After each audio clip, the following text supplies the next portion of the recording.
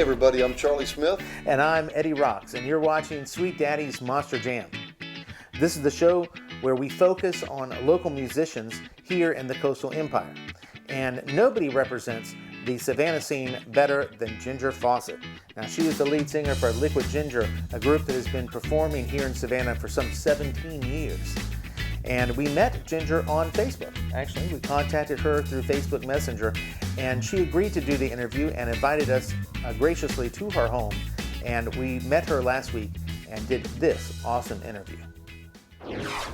Hey everyone, I'm Charlie Smith, and sitting alongside of me is the lovely one and only Ginger Fawcett from Liquid Ginger. How you doing, Ginger? Hey guys, hey, doing great. Such a pleasure to be here. Thank you. Oh man, this is awesome. Let's just get right into it. When did you get started playing music? My whole entire life has been music. To be honest with you, I grew up in North Carolina, in a very small town, and every part of my family, both sides of my family, was music. I had one whole side that was all quartet, and I had another side that was all country music, bluegrass, and so it wasn't anything to hear banjos and steel guitars and people picking guitars on the porch, and my whole family sang. All right, that's pretty cool. I have a same similarity. My mother was a piano player for Johnny Mercer. You're kidding? Yeah. Christy forgot about it. We mentioned that the other night. But tell me a little bit about Liquid Ginger, how that all started. Oh my goodness, Liquid Ginger, 17 years ago, we got together, and I had moved here, and I had been working on with a big company, but I was their PA. I was backstage doing major concert events, and I really enjoyed it, but I wanted to be on stage, not behind the scenes. So I moved here and decided, okay, I'm going to join a band or start singing, start performing. So I started answering some ads, and in fact, I don't know if you remember Creative Loafing. Yes, I sure do. You remember that? Way back in the day. Yes, so Creative Loafing had an ad, and it was my guitarist CJ and Bar, and they were looking for a vocalist. And you remember their old band, Box of Rain? Sure do. I sure do. Used to play a couple shows with them. Exactly. So they had stopped playing with them, and so they wanted to start something new. And so I auditioned for them, and basically that was that. He knew musicians, Bob in Atlanta, which you know, and then he knew a keyboard player, which is an amazing guitarist, Rick. Okay. And then our bass player, Derek, which is not our bass player now, but he pulled those guys together. We got together and just jammed, and then just clicked. It clicked. It was amazing. So Ginger, tell me a little bit about you guys' music. I mean, do you play originals, or do you play cover tunes, or a mixture, or what? Well, Liquid Ginger is known for our covers. We are a cover band, but what a lot of people don't realize is we do have a lot of originals. We have 2 CDs out. I have about 14 new originals that haven't even been heard yet, so that's pretty exciting. And you can get those originals on iTunes. You can hear them on Spotify. We had some really good luck with a couple of our originals, with Jerry Rogers playing us locally with 105.3. Never Be Heather, that was our big song. And then 97.3 Kiss FM, that's a Clear Channel station, I believe, and they promoted Never Let You Go.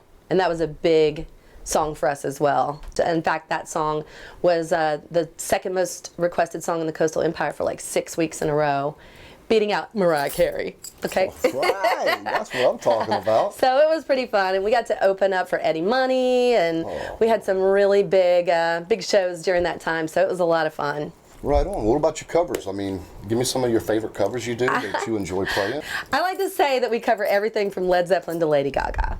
What were some of your influences growing up? Oh my goodness. Well, I was influenced a lot growing up by the 80s. You know, that was huge. It was, I'll tell you a little quick story. When I was around 10 years old, I think, my favorite band was The Fix. I don't remember if you know their big song, One Thing Leads to Another. Yeah. So I loved that band, and so I wanted the album so bad, and my mom bought me the album, and I've had it forever, ever and ever.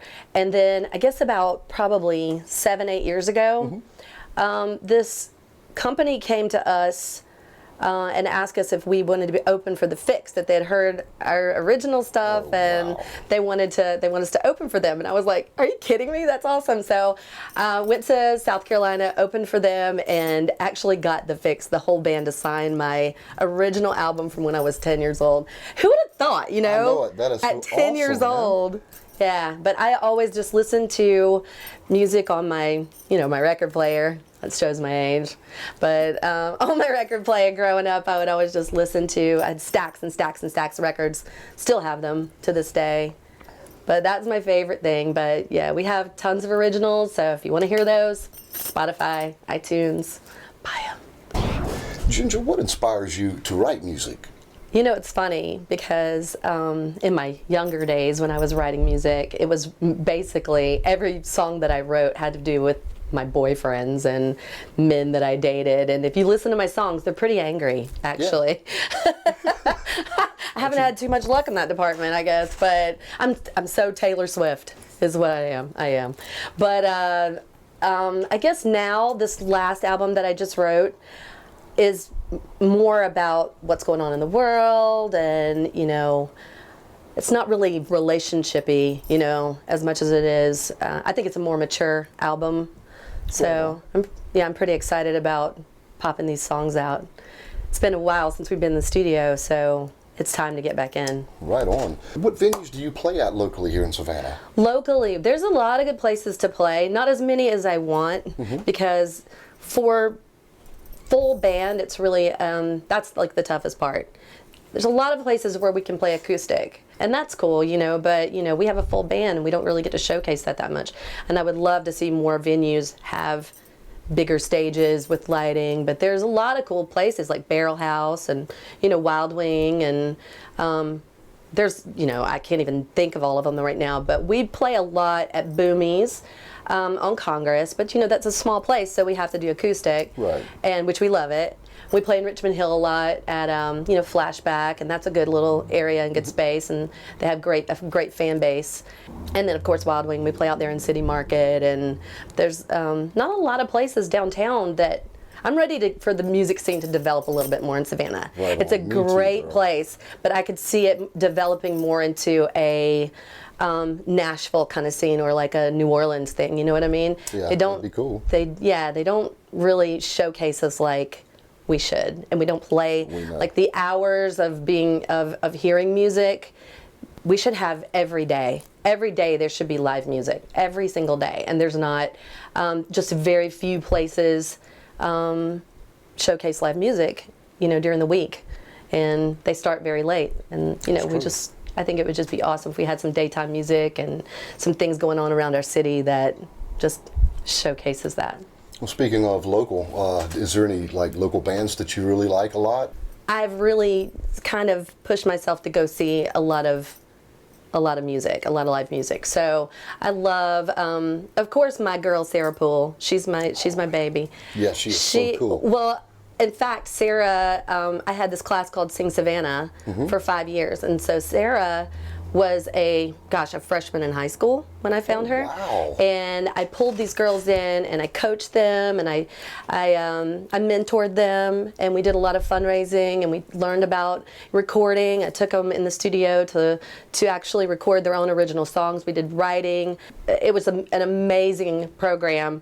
And Sarah, I would like to think that I've inspired Sarah in some way, sure but you did, she's my girl. CC Witt too, with Lynn Avenue. Yeah. Yeah, she was one of my girls, and then I love those babies so much. But then not Eric Clapton, Thomas Claxton. Sorry, Thomas Claxton, yep. And Hitman and Eric Culberson. Yep, of course, you're those are all my guys. Love them. Right on. And Jason, Courtney, Chuck Courtney. That's all the standards here. That's all the ones, our little foundation, our little rock, and Bucky and Barry. They're always going to be like our rock, here. So I like to think that even though we're heard over and over again, we've been together 17 years, and I so appreciate our fan base like sticking around and loving us for that long and just giving us the time of day after that long, but they just keep coming out. So I guess we're doing something right. You know, speaking of your fan base, God almighty, you have a good fan base and loyal fans too. What They are is very a loyal. ginger snap? Oh God! A ginger snap came from actually Bar's mother way back in the very beginning of Liquid Ginger. Like in the early days, there was about 5 women who wore tie-dyed ginger snap Liquid Ginger t-shirts, and they called themselves Ginger Snaps. They were a fan base, and they tried to get this little club started, and I was like, I don't know that I want Ginger Snaps. I don't know, is that corny or what? But they were awesome. They were very sweet, but that kind of faded out a little bit, and it didn't really happen as much as they wanted it to happen. Thank God. I always wanted to be a ginger snap, man. I didn't know how to get available. But yeah, we got something in common. You know, my nickname's Sweet Daddy. I know it's kind of funny. Yeah. But since I was 5 years old, all the girls in school called me Sweet Daddy. Okay, hey. So we got Sweet Daddy, we got the Sweet View, and we got the Sweet Spot. Here we got Ginger, we got Liquid Ginger, and we have Ginger Snaps. Okay. So, you know, we got something in common, yeah. That is so cool. I see how you're working that. So I hear you have been in magazines, and I hear that you won the GMA as Female Vocalist of the Year. Tell me about it.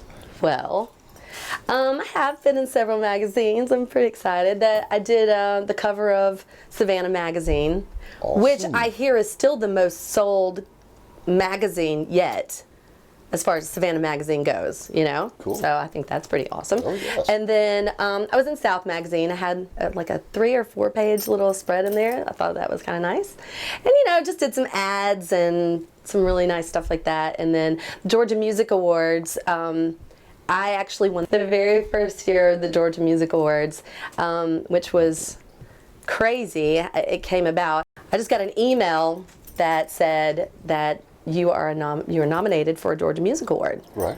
And I was totally shocked. I was like, really? Seriously? Basically, they had a panel of people who just came together and picked out musicians throughout Georgia. And it was a ton of people that came to this event in Buckhead, and I won. My new home slice won. How about that? I won. What year was that? 2012. Man, that is so awesome. That was such a good year for me. I bet. It was. I won Savannah Dancing with the Stars. You go, girl. Really? You go, girl. You know. That is so awesome. I did the Argentine Tango, which is a very hard dance. Oh, I bet. I chose a very difficult one. Well, you're a talented woman, so I'm sure you did really well on it. Thank you. Let me ask you, how do you get information of where you're playing? And, like, can you tell the people what website they can go to learn about Liquid Ginger? As long as we have been alive, we used to have a website, and we do not have a website, I hate to say, but we do, we just really basically just go through Facebook, and so you can check out Liquid Ginger Facebook and get all the information. We usually post everything on Wednesday and for the week, and this, I think, Bar started posting for the month now. You really don't need a website, word of mouth. I mean, everywhere I go, I tell you what, I'll be honest with you, every single musician that I've interviewed has said something about you. Really? I mean, every male. I've only done one female so far, and that was Christy, and now you. So you're my Christy. second Christy's female. my girl, too. I can't leave Christy out. But I'm serious. Everywhere I go, people have nothing but the utmost respect for you and it's very the loyal fans out there. You know, Thank so we you. appreciate you guys. Thank you just so as much. well. Thank you. So Ginger, we want to thank you so much for inviting us into your lovely home, and thank you for your hospitality, and we love you, and we keep on rocking on. Thank you so much, and thank you guys for coming out. Thank you so much for having me on the show. I appreciate what you're doing, and I think this is a great idea. The show is amazing. Thank you so and much. any other artists out there that has the opportunity to do this, I think it would be a great idea in your best interest to do it. So it's awesome. And thank you guys. I want to thank my fan base very much and all my friends for supporting me, and I appreciate you guys. Thank you so much. You got it. Peace out. Well, that was great. What a wonderful interview with Ginger Fawcett. Again, Charlie, you're doing a great job, and we were very blessed to be invited into her home. I tell you, she's got a beautiful home, and we met some of her family. Ginger is a gracious hostess, and thank you again. Last week when we interviewed Christy Allen, she had nothing but praise for this Ginger Fawcett, and I cannot wait to see Liquid Ginger live as soon as possible. And you can keep up with Liquid Ginger on their Facebook page. They have a Facebook fan page called Liquid Ginger. So look for that here. I'll include the link in the comments box or somewhere in this post. We will include a link to Liquid Ginger. Okay, so click over there and like their page and keep up with when they're performing next. Next week, we are meeting yet another awesome Savannah musician. His name is Josh Johansson. Right on, Big Josh. That's right. Josh was the contestant on The American Idol. He represented Savannah in Hollywood, and we caught up with him at the Tybee Post Theater just a few weeks back when he was doing the Savannah Songwriter Series. He had an amazing voice, played guitar beautifully, showed some of his original music, and I tell you what, we just met him in the lobby and asked him to come do the show, and he said he would, and so we're meeting up with him next week. I can't wait to see how that interview goes. So you tune in and check us out when we kick the bobo.